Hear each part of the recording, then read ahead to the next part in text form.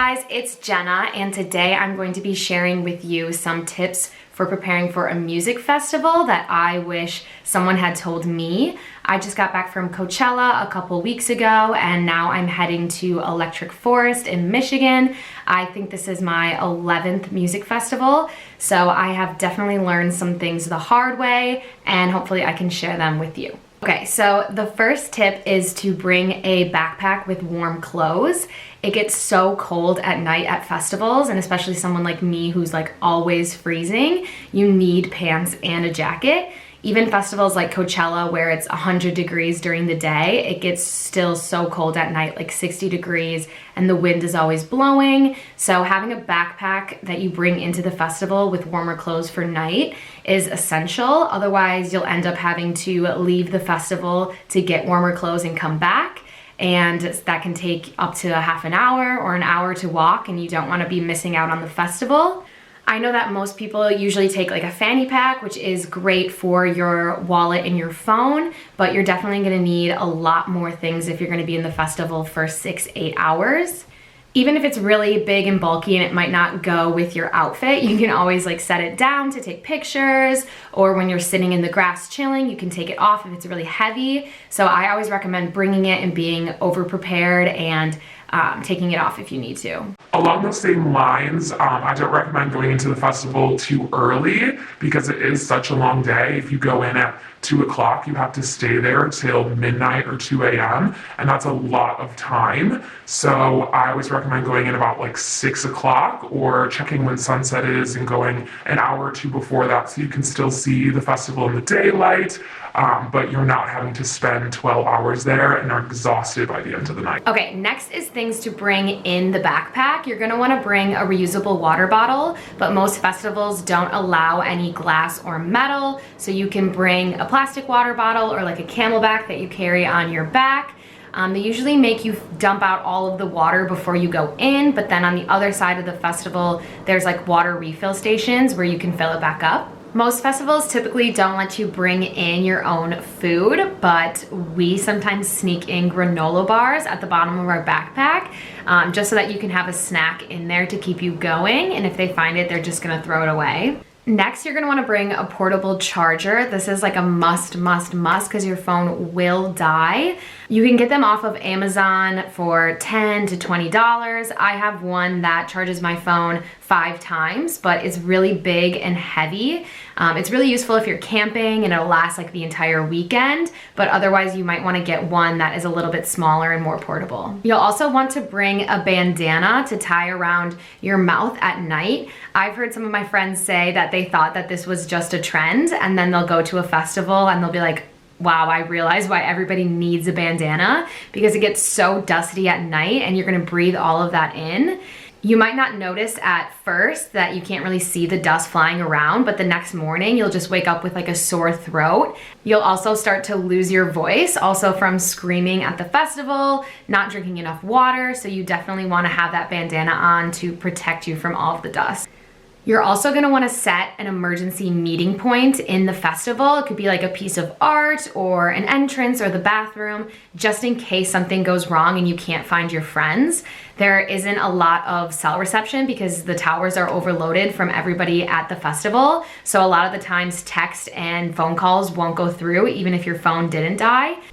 You can also download apps on your phone that use Bluetooth to send messages back and forth. They'll also show your location. Okay, this next tip is something that I even forget to do, but you're gonna get blisters on the back of your heels. Even if you've had the shoes for years, you're still gonna get blisters. So I would recommend putting Band-Aids on the back of your heels even before the first day, just to kind of prevent the blisters. You'll get them on like the back of your heels, on the sides, places like you didn't even know you could get blisters.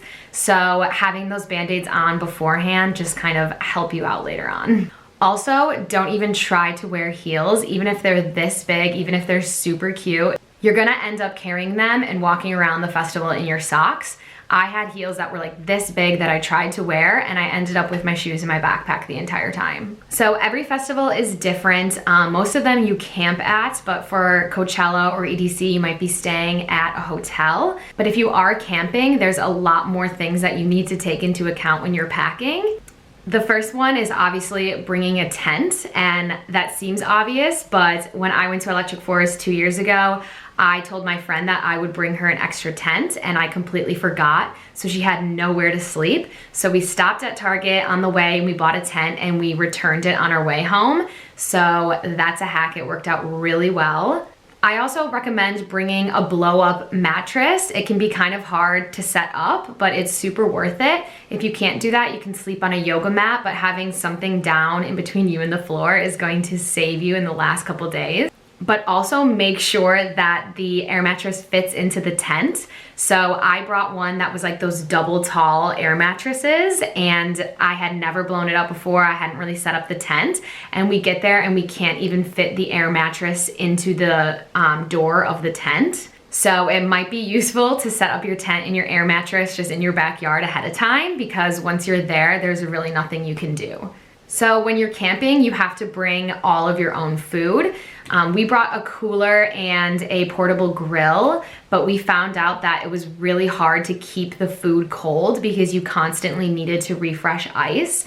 At the festival, they like jack up the prices of ice, so it's like $5, $10, and to get it every day, twice a day, sometimes the food would go bad, so you didn't even end up eating it anyway. Also, don't keep any of your food in your car. It seems like a really easy place to store it, but we left our bread in the car and the sun heated up the car during the day, and the bread had gone so bad so fast. We found out the hard way after one of my friends had already eaten the bread, so definitely keep all of your food outside of the car. If you do end up bringing a grill, make sure that you bring utensils along with you. We didn't have any, and we ended up using like our fingers or anything we could find. I recommend bringing food that you don't have to cook. It seems like such a good idea that you would want some warm food, but by the end of the weekend, you get really lazy and you don't want to even cook it anyway. So we always bring things like goldfish or cereal, granola bars, pretzels, popcorn. You also want to bring something like Gatorade or Pedialyte that restores your electrolytes. They also will probably have food that they're selling at the festival, and yeah, it is really expensive, like $10, $15, but it's a lot easier to go to one of the stands and get some of the hot food instead of cooking it yourself. You're also going to want to bring things to make your campsite more comfortable. It gets really hot in the day, so you need a canopy over your head to block the sun. You can also bring tapestries to tie on the sides to block the light from the side. At night, it can get super, super dark, so you want a lantern, but make sure that it's battery powered.